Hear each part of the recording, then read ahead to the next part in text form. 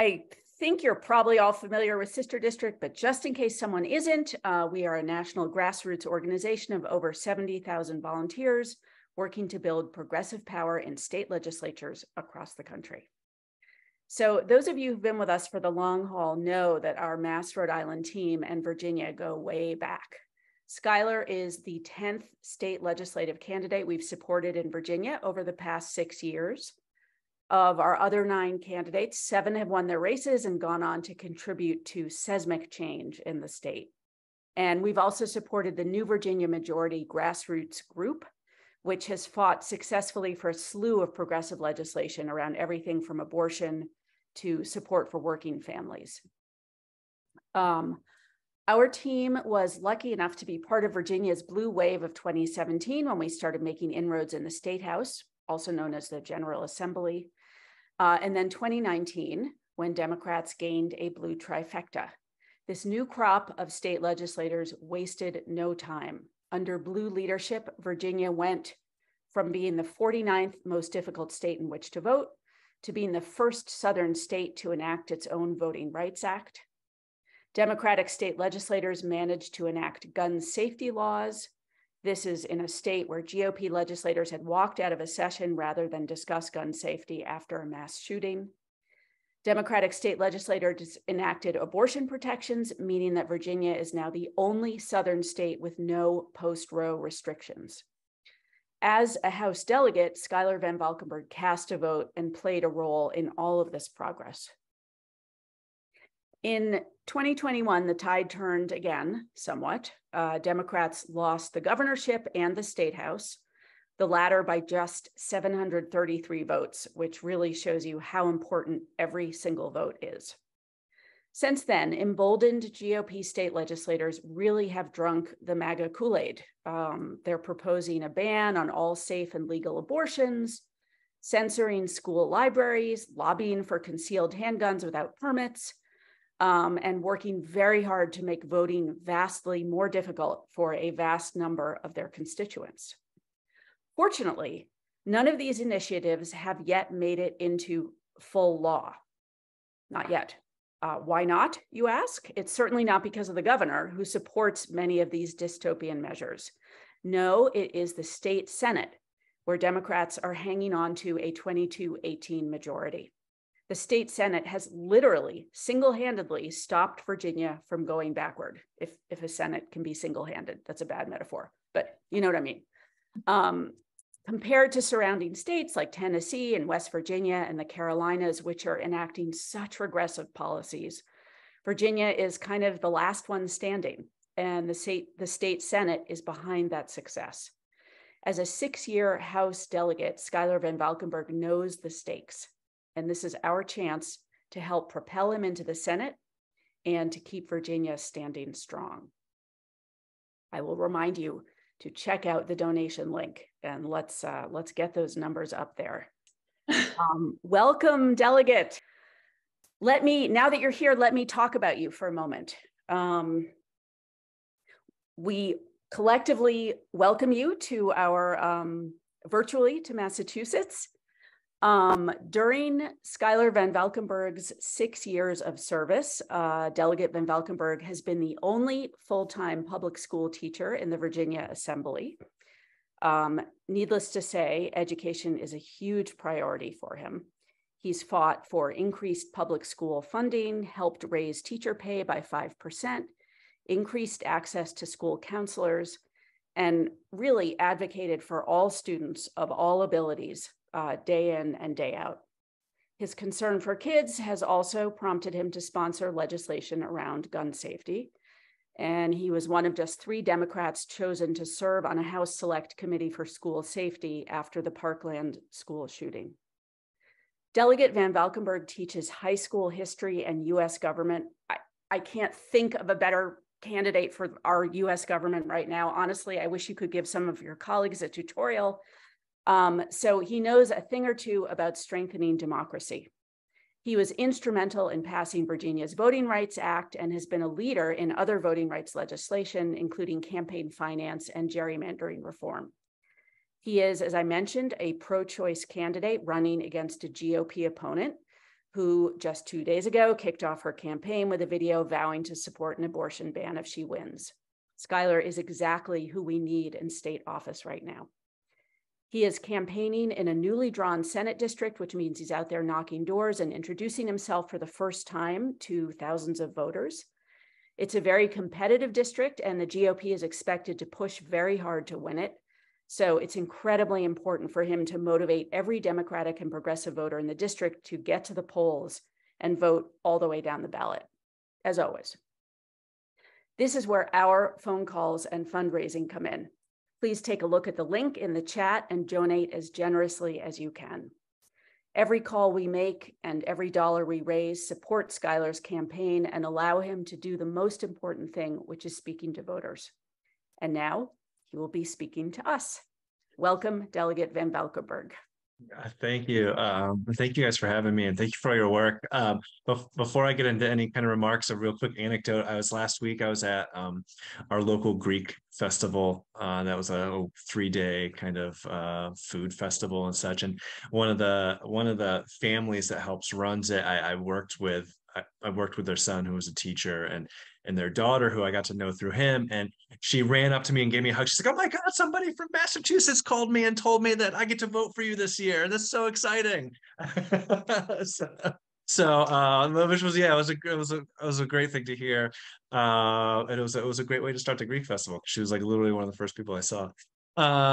Yes, exactly. They are working. But yeah, I'll say a little bit about me, and then I always think that questions are more fun than anything. So, and I'll open it up. But my name is Schuyler VanValkenburg, and so I've been I just finished my 18th year teaching in Henrico County, and was basically just kind of a teacher with 3 kids, kind of doing suburban dad things, when the 2016 election hit, and did not go the way I wanted it to go, and caused me to have a moment of introspection around, I teach people to go be civically engaged, and felt like I hadn't been engaged enough, and I know a lot of us felt that way, and it's why organizations like this exist. And I didn't know what that meant in the moment, but and I didn't think that was a good reason to run for office, and I wasn't planning on running for office, but I was searching out what my role could be, and we had elections in Virginia in 2017. And I knew that our area, which had traditionally been the home base of the Republican Party, was changing, Western Henrico County. Me and another government teacher, we crunched the numbers, and we knew we had the anecdotes at hand of how things were changing. And so one thing led to another, and I ran. And the reason I ran, well, there's kind of 3 big reasons when people ask why were you running at that time. And the 3 reasons were, one was public schools. We had, after the Great Recession, spent a decade neglecting them. And they'd really kind of, we were feeling the effects of it. Even a county like mine, which is probably the best school system south of Northern Virginia, we were feeling it. Second reason was, at the time, we had not expanded Medicaid. At the peak of COVID, we had 750,000 extra people with healthcare because we did expand it. I mean, it was literally a lifesaver for folks. And we had a General Assembly that just wouldn't do it out of pure ideology. And then the third reason was kind of the culture war bucket issues, if I will, and at the time, so some of the big ones were, we had become a laughingstock of the country because of a transvaginal ultrasound bill, right, which was seeking to put more restrictions on women when they tried to access abortion care. We had a House of Delegates, which I'm a member of, reject a judge because he was gay, explicitly because he was gay. This year, we just promoted that judge to a higher level. So he it ended well. But I didn't think that those types of those, as well as the kind of gun policies, as well as another one, I didn't think that those represented our community very well. And so those were the reasons I got in. And we did get to do a lot of great things. Really, in the first 4 years I was in the legislature, and particularly near and dear to my heart were the ones that Juliet mentioned. We got to go from being the 2nd hardest state to vote in to the 10th easiest in 2 years. And I think became a kind of model for other states on how you could become a better, more voter accessible state. and I was really, that was kind of one of my wheelhouses, one of the places I led in, and something that I think as a civics teacher, I think is it's the one thing I'm just there's no compromising on that to me. That's just core to who we are. And then the education stuff, we really did get back in the game on education in a really big way. And we did a whole lot of other stuff. We first Southern state to have clean energy targets, first Southern state to pass comprehensive anti-discrimination laws for the LGBTQ community, tons of stuff on healthcare. And the reason I'm running for the Senate now is a lot of for the same reasons, because we're kind of at this fork in a road in Virginia. Particularly after redistricting and after having elected a Republican governor, we're at this moment where we can continue our forward progress on those issues, or we can kind of go backwards. And it's on those core issues again, on education. We're currently in the middle of a budget fight. There's a $1 billion difference between the Democratic and Republican budgets. And almost that entire difference is Democrats want to invest in public education and Republicans want to give it to tax cuts to corporations and the wealthy. It's literally almost $1 billion difference just on that issue. So that's a kind of very colorful example of that divide, but we're also having fights on culture war stuff in schools, privatization proposals. And so on public education, we're kind of at this crossroads. On healthcare, certainly post Dobbs, we're at a huge crossroads. The Republican legislature very much wants to follow in the steps of all of our sister Southern states. We're the last state kind of standing, which it happened so quick. It's kind of, it sounds crazy to say it, but we are the last Southern state that has the Roe framework in place. But there's, we've been trying to push forward with prescription drug, like lowering the cost of prescription drugs. Now that we don't have Democrats in the governor's office, we haven't been able to do that. So those are kind of, productive next steps, not focusing on taking away people's rights, but focusing on helping them pay their prescription drug costs. And then last is the culture war stuff, which is just, you guys see it, it's everywhere, right? It's certainly not a Virginia thing. It's a nationwide thing. But the one thing I would really pick out, and one place I think a lot of Virginians care about, and I was on the doors on Sunday in a part of the district that I have never represented, and just door after door brought this issue up, which is guns. We were able to do some things in 2020 when we did have Democratic control. We were able to do universal background checks. We were able to do red flag laws. We were able to start, but there's so much more to do. One of the bills I carried on safe storage, where we have weaker laws than Texas. Assault weapons and banning assault weapons is another area. And that is just, I always tell people, Virginia is mostly it's mostly a good governance story in the sense that we have our fights, and they're serious fights, but on kind of core economic issues, we typically come around and we'll typically get things done, and we'll typically solve problems. But on guns, we're more partisan than the rest of the country. Republicans will not engage at all, at all. And we really do, as our former governor Ralph Northam said, if you can't get them to vote with you got to kick them out of their seats. He said it better than I am, but it's truly, if we want to get more done. And we actually just had a very tragic shooting in Richmond last week at a high school graduation that kind of just really shines a light on how necessary some of these laws are. So we're at this kind of fork in the road on all those issues. We've made so much progress. It's been amazing. It has been such an optimistic time to be involved in politics in Virginia. The last 2 years haven't been the brightest, but we've been able to protect everything that we've done. And I'll just end with, this election coming up. Our area, Henrico County, is one of the ground zeros for a majority, both my race in the Senate and also the House of Delegates seats that are also in Henrico County. And that actually brings me a lot of optimism because since 2017, the people of Henrico County have showed up time and time again. They elected me in 2017. They elected Abigail Spanberger in 2018. They elected me and Rodney Willett in 2019 and helped us get a majority in the state legislature. They elected Abigail again in 2020 and got a congressional majority. 21, Rodney and I went back And so we've consistently showed up, and the people of Henrico have consistently knocked doors and gotten out the vote and done all the things. And it's really been a beautiful thing to uphold. And I love, I feel like Sister District is just an extension of that, right? Of just rolling up our sleeves, getting to work, going out and talking to voters about issues that matter.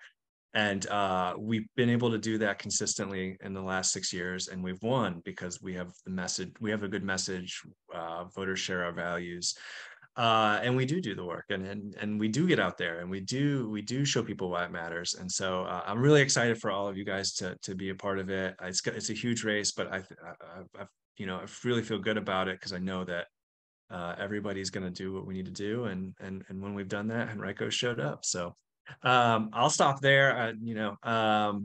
But I'd love to answer any questions you have. But thank you so much for all that you guys are doing, because it does matter, and this race does matter a lot. And I think we're going to keep Virginia going in the right direction, but we can't take it for granted. That's what 2021 taught us.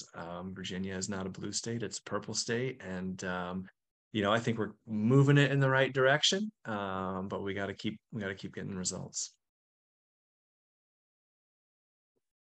Thank you. Oh my gosh. Woo! So inspiring. What is the thing that we can do most to help you? Is it what we're doing? Is it fundraising, phone banking, Yes. hopefully canvassing in the future? Yeah, I mean, I'm a huge believer, and I've been this way since I've run, that campaigns are a little bit of everything. It's a little bit of everything. It's a little bit of fundraising. You got to have enough money to communicate, right? But it's not just money. You got to be out on the doors. You got to be communicating with voters. You got to have volunteers out talking with voters, and that's super important. But it's not just the doors, right? I have to be out in the community as much as I can be, so that people see me in the community and people know that I care. People see that I'm trying to address the issues, right? But it's all of those things. And so yes, I mean, fundraising and phone banking. And if you guys come down and knock doors, we'll give you some Henrico hospitality. But yeah, no, really it is. And it's just raising awareness. We know that this district is blue. The higher the turnout, the bluer it gets. Terry McAuliffe in 21 won it by 6.3 points. The congressionals last year won it by 10. Joe Biden won it by 14. This is just the reason that we're here. Is this is an off year election. Hopefully one day we can change this and be like the rest of the country and be on an even year schedule. But in this off year, it's just about communicating with folks, because when they know that there's the stakes, they will show up and they will vote. And I think they'll vote for us. But it's just communicating with them and letting them know why it matters. Mm-hmm. Mm-hmm. You've done a fair amount of work around like gerrymandering and stuff like that. Do you have a sense that like Democrats actually really can get their message out, despite the fact that things are but the state is better now in terms of gerrymandering, right, than it was. Yeah, it's a competitive state now, which is I mean, represents what Virginia is. And so yeah, I do actually. And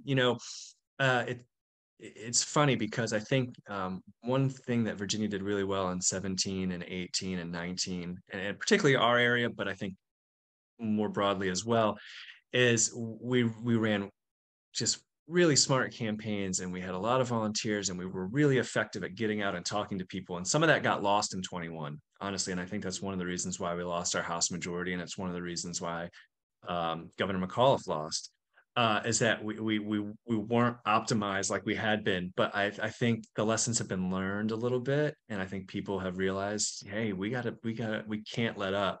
And so I've been really excited about the early work we've done as a party and as an apparatus to really be kind of at it from the start. Like we already have a full field team that's engaged. Our full field staff actually started tomorrow. They start tomorrow morning. And we're gonna have a full field staff. This is the earliest we've ever had a full field staff. in any of my cycles. The groups that are engaged have been engaged earlier and have recognized getting on the ground earlier. So we've got some kind of local Virginia interest groups already getting on the ground in our district. And so, yeah, the short answer is, yeah, I feel really confident about it.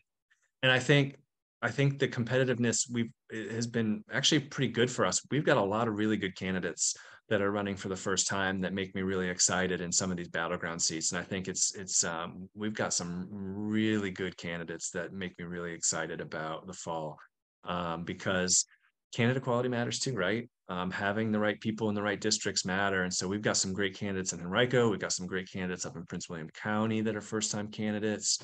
Some of our Senate battleground seats have new candidates that look really promising. So I think everything is looking good, and I think in a competitive election, I do think we're going to win this year, because I think most Virginians care about the things we care about and are concerned about the things that we're concerned about. So I think it's going to all play to our benefit. All right. That is very exciting. Everybody, take a look at the donation link in the chat. Donate what you can to this incredible cause.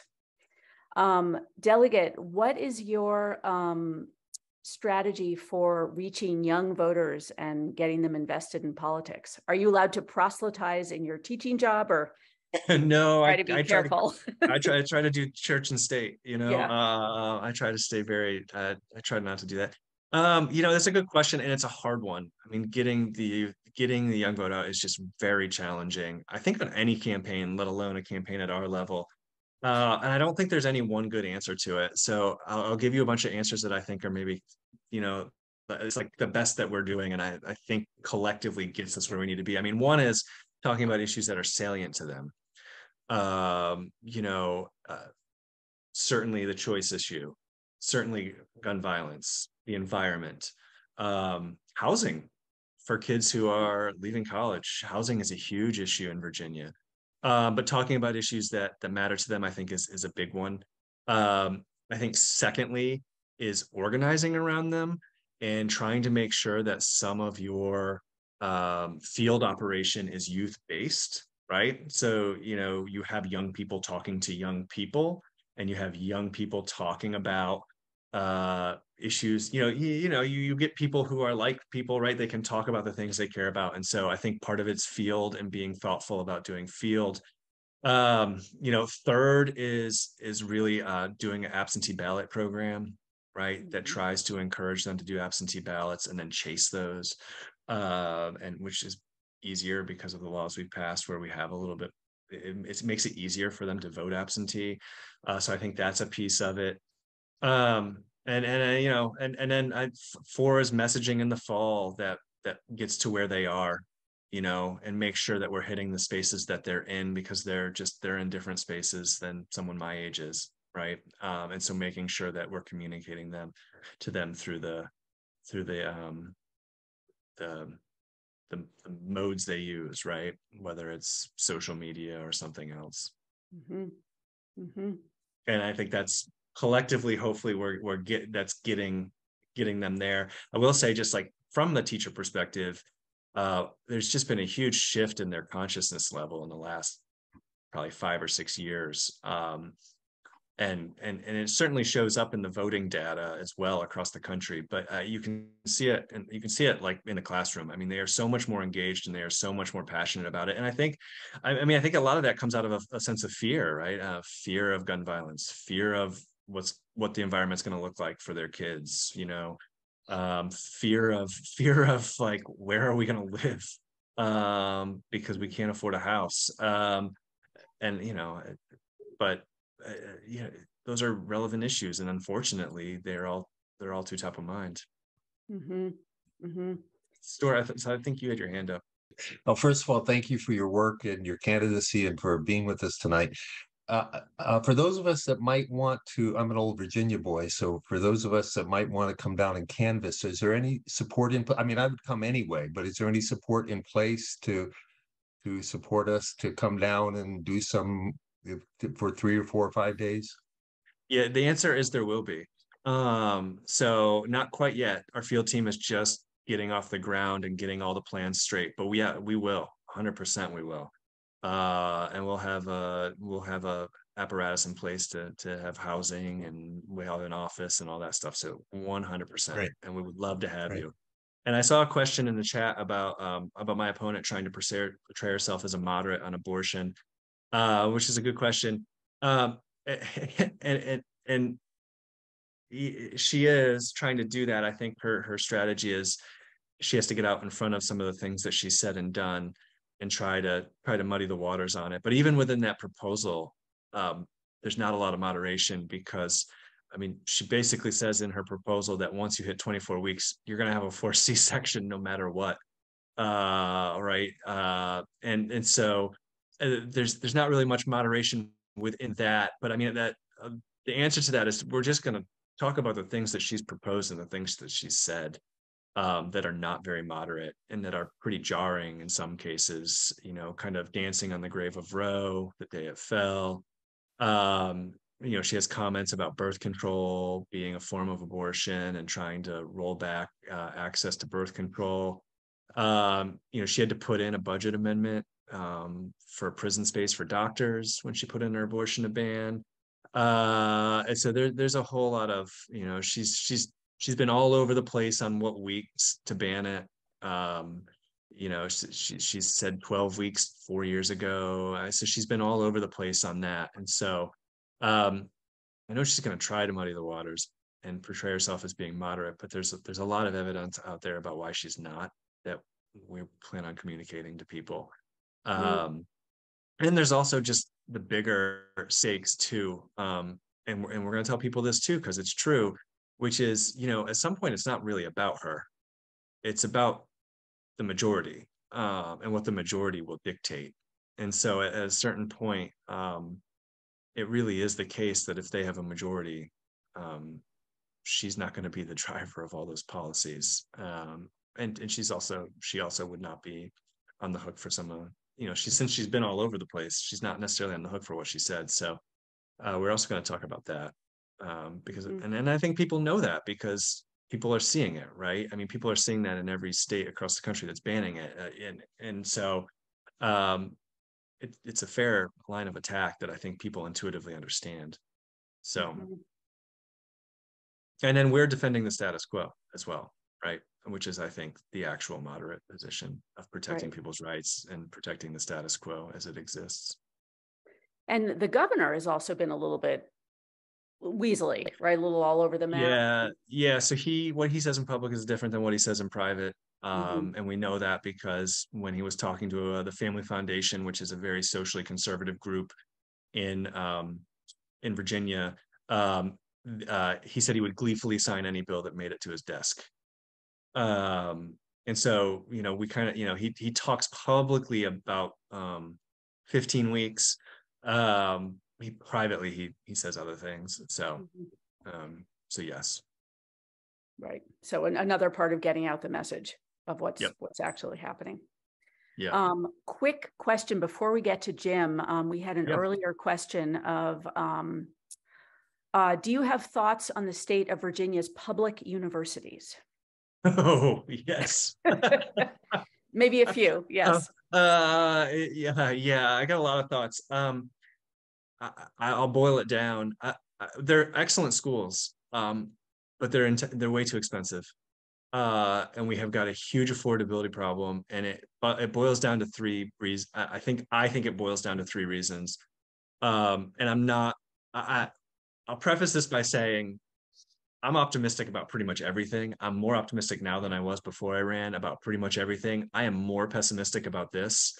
And the reason is, one reason that they're so expensive is that the state has really gotten out of the game in investing in colleges, in a way that, say, like New York or perhaps Massachusetts have not, right? Who have kept funding levels kind of more stable, and we've really divested, and that has caused tuition to jack up.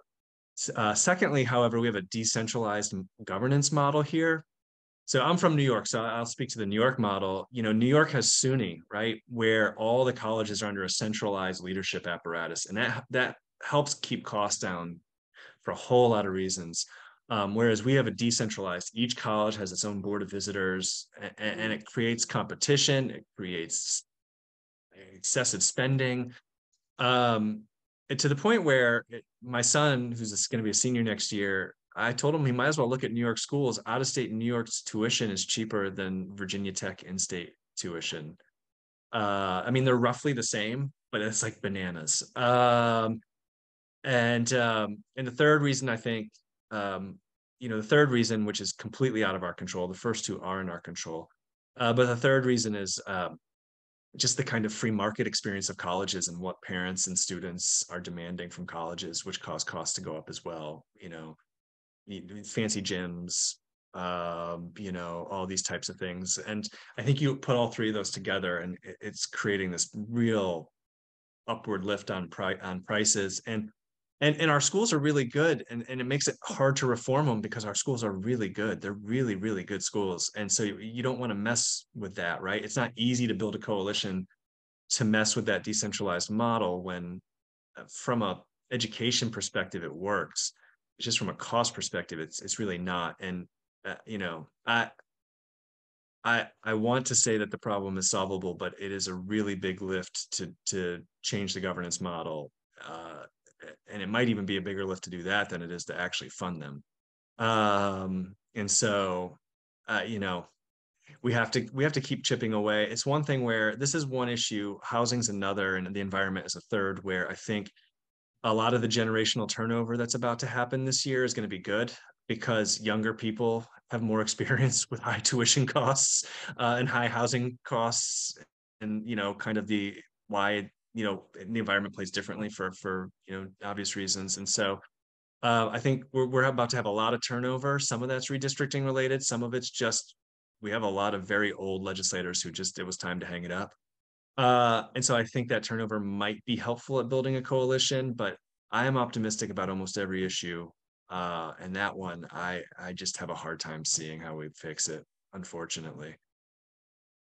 That was not a short answer, but it was about No, as short as I thank can you.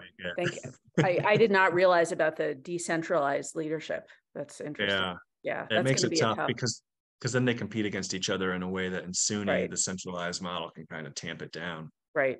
Yeah. Thank you. One question from Jim. Yeah, actually, two things. Sorry if I missed this earlier, but is your opponent currently in the Senate, or is she in the House of Delegates moving to the Senate? No, I did not bring that up. Yeah, good question. She is currently a senator. Okay. So she's been a two-term senator. She was first elected in 2015. In the old district was gerrymandered for Republicans. And what it had Western Henrico, and then it had a part of Hanover County. Hanover County is one of the reddest counties in Virginia. And so it scooped a little bit of that in. And so in 2019, when she had her first reelection, when we won the majority, Senator Donovan was able to win. She lost Henrico County, but she was able to win because Hanover County was like 73-27 Republican. And so now the new map is just Western Henrico, which is what makes this seat more of it makes it a different seat in a different game. It went from being a lean Republican seat to a lean Democrat seat. But yeah, she's a two-term Republican senator. Okay. The other thing is about moderation or a moderate abortion ban. We just got a moderate abortion ban in North Carolina. I do a lot of political work down there and have family there. So it's near and dear to my heart. And, 12 weeks, I guess, to some people sounds more moderate than 6 weeks like they got in South Carolina. But, it's in the details that are really ugly. It's like, 3 doctor's visits in person prior to an abortion. I don't know what they're doing about mifepristone, but I thought they were trying to take that off the state market. And so, when addressing her claim of a moderate abortion bill, I feel like you really have to call out the details that are far from moderate. Oh, 100%. No, I totally agree with that. And one of the things that will be in any bill that they would propose is putting back in place those types of traps, the trap laws they're called, right? Putting those, because we actually stripped those out of the legal code in 2020 when we got a majority, any medically unnecessary restriction. And certainly what would go back into any ban would be stuff just like you're saying, the 3 doctors visits, the different things. And so you're 100% spot on with that. I would like to take a moment to urge everybody, check out the donation link here and let us support this wonderful, wonderful candidate. And I know that, it's been a rough couple years and you may not be in a position to give as much as you can, and that's okay. But if you are, give for someone who can't. And I mean, this is, if there's one thing that we've all learned from the past 4 years is that people are cluing into the states and how important state legislatures are. And so this is where really it is all happening, the indictment aside. So please click on that link, everybody. Well, we get to go into 24 on a positive note when we win here in Virginia. And so it'll be nice to have a couple months of positive press after we win, giving Biden and the Democrats at the other states and Congress some headwinds to be like, yes, all right, here we go. Let's do this. Yes, for sure. Well, you've talked a little bit about this, but how has your subject matter informed your political career? And it sounds like it actually did inform it directly. Oh yeah, no, totally. Yeah. Yeah, in a lot of ways. I mean, it's hard to, I guess, nail down in a short answer, but I think a lot of the voting stuff and redistricting reform and those types of things really come out of just being a civics teacher. And that's my passion, right? And so being able to work on that was really that to me we've done a lot. To me, that's the capstone for me so far. Hopefully there's others but for right now, to me, that is the thing I'm most proud of. And I was the subcommittee chairman for election law when we did all that, which was just a thrill. And then a lot of the education stuff as well. But it's been nice to be able to get in there and kind of work on meaty education policy. And that's kind of my unicorn, my thing that I would like to get done when I win. Is there's a lot of structural school stuff that we need to fix that is not inherently partisan. It's just you got to roll up your sleeves and build coalitions because it's tricky and complicated. But if I can get some of those things done, like I'm changing how we fund schools at the state level, helping reinforce the teaching profession, getting some testing reform done. If I can get those things done, it's been a blast, people. Mm-hmm. Mm-hmm. And how do you deal with colleagues who don't want to be educated and who maybe don't even believe in the facts? Luckily, we don't have but so much of that. And if they are, and they're somewhat marginalized. I am a little worried. The Republican Party is about to get a lot loonier in Virginia. We've got a lot of older Republicans who, while they are very conservative and I don't share their values, they're not kind of, I guess, Trump Republicans, for lack of a better, it's just a shortcut. And a lot of those guys are retiring, and they're mostly guys. And so the new batch coming in has me a little nervous about the makeup of the Republican caucuses moving forward. And the Republicans in the Senate are about to be a lot Trumpier, and the House Republicans have that potential too. So it's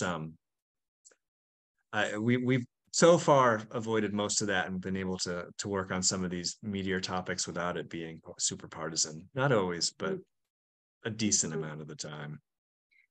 I just keep invoking that old saying about living in interesting times, right? Oh, no, totally. Blessing and a curse. Yeah, that's right. Yeah. Everybody, we're going to wrap up. Please take a look at the donation link, donate what you can. Delegate, thank you so much for your service to the country, for joining us here tonight, for sharing your vision with us, and for 2 incredibly hard full-time jobs that you seem to be doing. 3, you're a dad. So 3 incredibly hard full-time jobs that you seem to be doing all at once. We are very thank grateful. you. Thank you. I tell people it's easy to do when you got so many people helping you and everybody, you know, I tell people in Henrico this all the time, but it's the truest thing ever. You know, I got to press the button on Medicaid expansion that first year after I got elected, which we knew was going to ensure at least 500,000 people.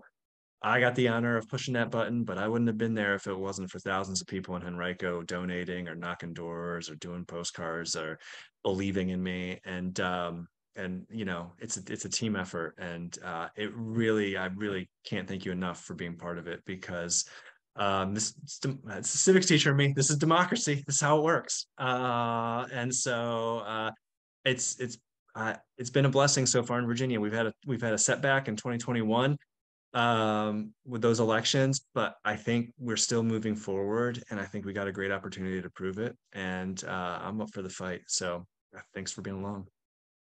Well, thank you. We really are honored to support you. Everybody, last call. Click that button, make a donation, donate twice. If you've donated already, do it again. And let's get this wonderful candidate into the Virginia Senate. Thank you to all of you for donating, for coming, for listening, and for being on this bumpy journey with us all. So thank you guys. Thank you so much, Delegate. Have a good night.